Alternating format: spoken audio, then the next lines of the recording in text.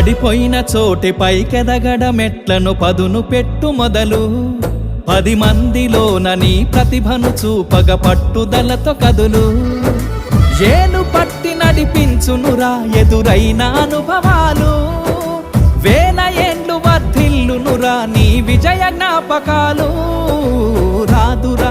ఏ విజయం నీ కోసం నా కోసం ఎటుపోదురా నువ్వు చేసిన కష్టం ఎప్పటికైనా సొంతం కాలంతో పయనించే వాడికి కానిది ఏముంది సాధనతోనే సాధ్యమవ్వునని సదాశయంతో సాగర ముందుకు రాదురా ఏ విజయం నీ కోసం